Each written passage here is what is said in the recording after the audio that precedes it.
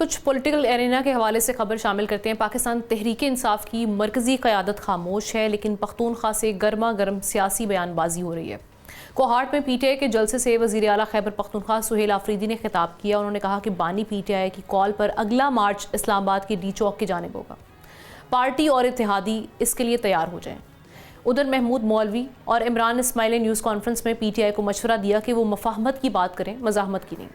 اگر مزاحمت کی بات کی تو پھر ندامت ہوگی۔ اب کیا پاکستان تحریک انصاف واقعی احتجاج کا راستہ لے گی، اور اگر لیتی ہے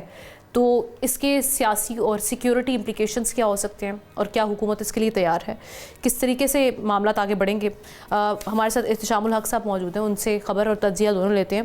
احتشام صاحب، سب سے پہلے تو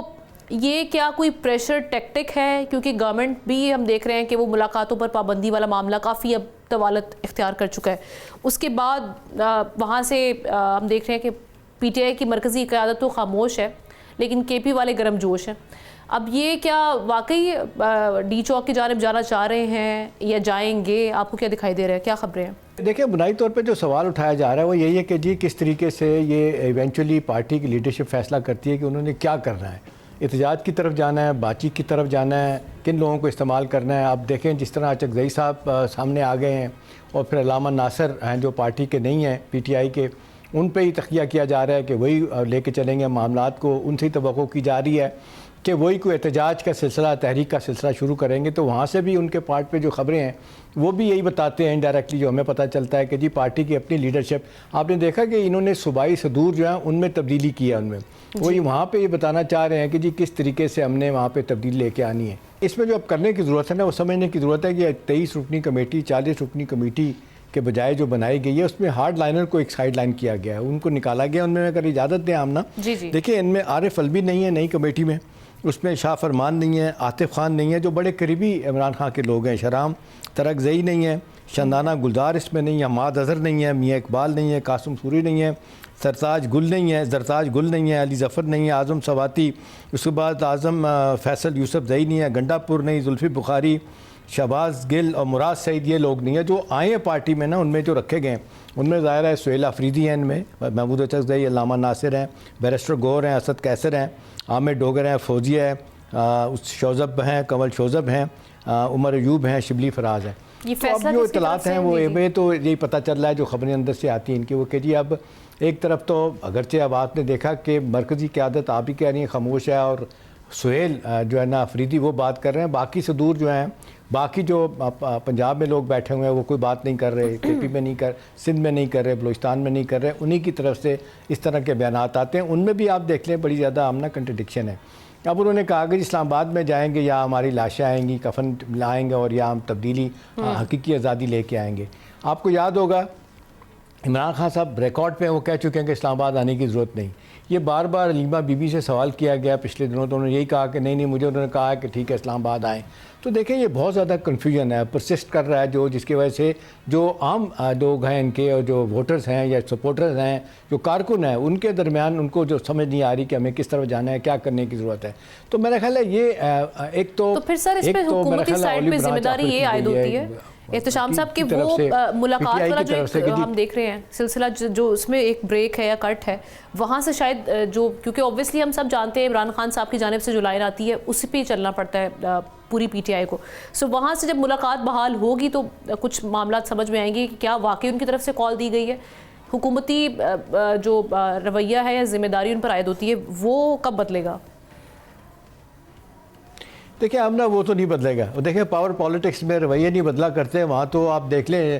گیو اینڈ ٹیک کی بات ہوتی ہے، اور جو جھک رہا ہوتا ہے اس کو مزید جھکایا جاتا ہے۔ اور آپ نے دیکھا کہ جس طریقے سے سارے ایفرٹ کر کے دیکھ لیے، اس لیے ہم دیکھتے ہیں کہ پارٹی کے باقی لوگ بھی یا باقی سیاسی لوگ بھی جو ہیں ان کو پوزیشن میں ہیں، تھوڑے ہیں زیادہ، ان کو یہی مشورہ دیتے ہیں کہ جی گو سلو، اپنی مرضی کے نتائج حاصل کرنے کے لیے آپ کو فورگو کرنا پڑے گا، کچھ سوشل میڈیا کو لگام دینی پڑے گی، اور یہ تحریک کی باتیں آپ چھوڑ دیں کرنے کی، اسلام آباد آنے کی باتیں چھوڑ دیں۔ 26 نومبر گزر گیا، اس کو بڑا پلان کیا گیا تھا آنے کا، لیکن ایسا کچھ بھی نہیں ہو سکا۔ دیکھیں آمنہ جو بنیادی سوال اس وقت ہے نا وہ یہ ہے کہ اس وقت اتنی اسٹرانگ پارٹی ہے، آپ کی فالوورز ہیں، آپ پہ ووٹ بینک آپ کا موجود ہے، آپ اس کو کیش کیوں نہیں کرواتے اپنے حق میں لانے کے لیے؟ किस तरीके से पीपल्स पार्टी नून जो है ना उनका इत्तेहाद है, ज़ाहिर है इस्टेब्लिशमेंट को सपोर्ट कर रही है, बाकी जमातें भी जो इत्तेहादी बैठे हैं वो भी उनको सपोर्ट कर रहे हैं या उनको भी फ़ायदे मिल रहे हैं या किसी ना किसी तरीके से वो भी उनको लगता है कि इस्टेब्लिशमेंट के साथ रहना चाहिए। दूसरी बात यह है कि अब जो आप देखें कि थोड़ा तब्दीली आई है,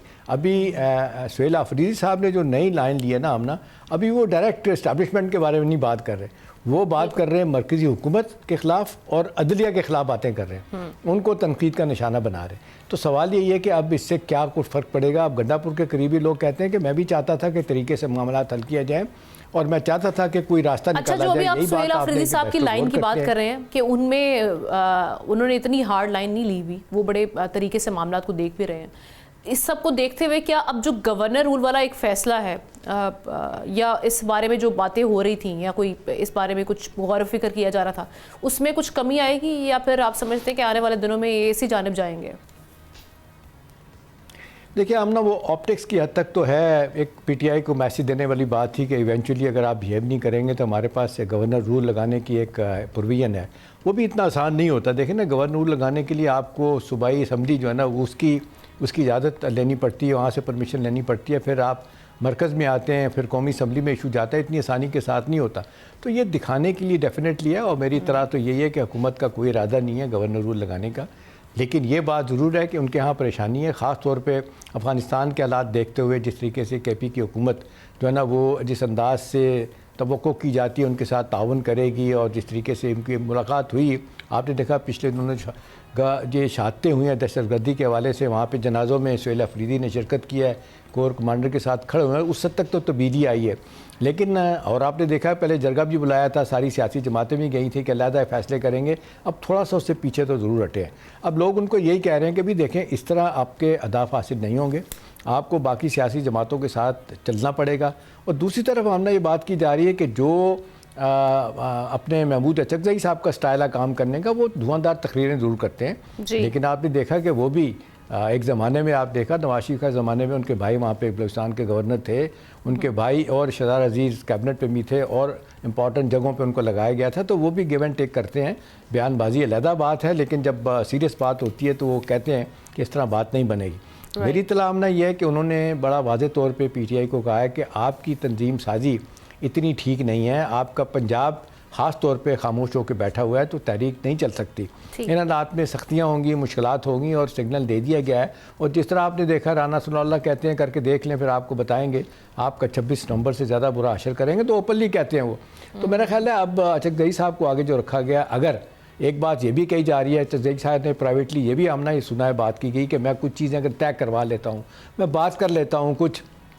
किसी तरीके से PTI के लिए हम कोई मामलात को बेहतर करने के लिए कोई आसानियाँ ढूंढते हैं, तो इसकी क्या गारंटी है कि बानी PTI इमरान खान साहब जो है ना उस पर कायम रहेंगे। तो उनके अपने तफज़ात हैं, यही वजह है कि जो कहा जाता है इनकी अचकज़ई साहब की मुलाकात हुई थी मौलाना फजल रहमान के साथ, फजल रहमान ने भी उनको यही कहा है मुबैना तौर पर कि भी मैं तो उन पर यकीन नहीं करता, क्योंकि ये आज एक बयान देंगे, आज आपको अथॉरिटी देंगे, अगले दिन आपको जिच कर देंगे, आपकी बात मानी जाएगी। तो वो भी देख रहे हैं अपने अचकज़ई साहब भी, अल्लामा नासिर साहब, तमाम ऑप्शंस को ख्याल है कि हमें क्या मामला बनते हैं आगे जाके, तमाम अपनी जगह में। दूसरी बात है कि हम ना अल्टीमेट फैसला जो है ना ये इनको खुद PTI की अपनी क़यादत को करना होगा कि क्या